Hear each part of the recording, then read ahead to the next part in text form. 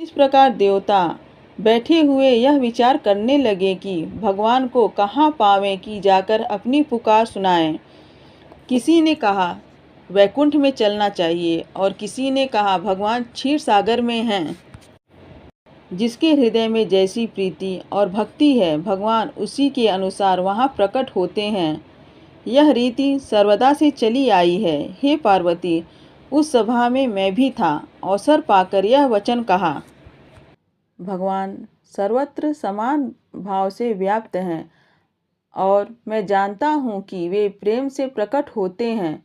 देश काल दिशा विदिशाओं में कहो तो कौन ऐसा स्थान है जहाँ प्रभु नहीं हैं। वे स्वर आदि सब में मिले हुए सबसे परे हैं, किंतु वे प्रेम से प्रकट होते हैं कि जैसे काष्ठ से अग्नि। हे पार्वती, मेरा वचन सबको अच्छा लगा। ब्रह्मा जी ने साधु साधु कहकर बखान किया। ऐसा सुनकर ब्रह्मा जी का मन प्रसन्न हो गया और शरीर पुलकायमान हो गया। नेत्रों से जल बहने लगा। फिर वे मतिधीर सावधान हो हाथ जोड़कर इस प्रकार स्तुति करने लगे।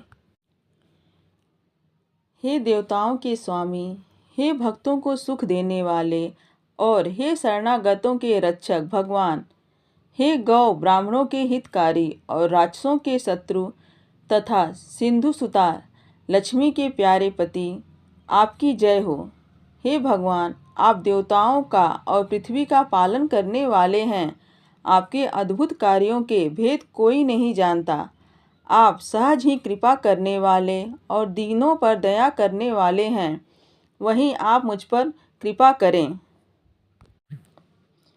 हे अविनाशी, सबके अंतःकरण में वास करने वाले, सर्वव्यापक परम आनंद स्वरूप, आपकी जय हो, जय हो।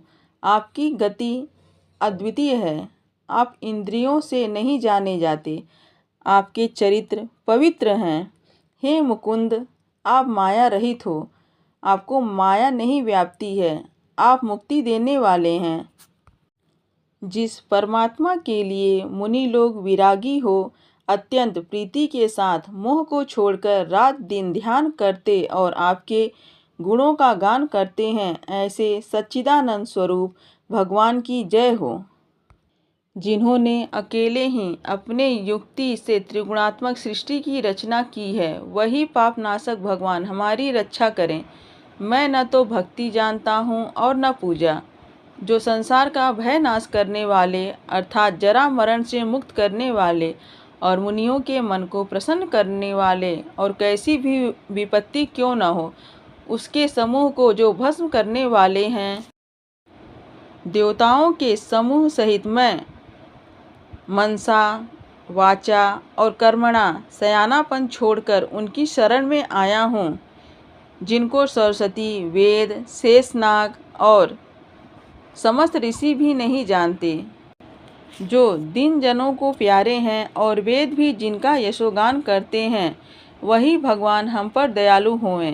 संसार रूपी समुद्र को मंथन करने के लिए मंद्राचल पर्वत के समान और सभी प्रकार सुंदर गुणों के धाम और सुख के समूह हैं। उन्हीं भगवान के चरण कमलों में ये समस्त सिद्ध मुनि और देवता परम भयभीत हो प्रणाम करते हैं।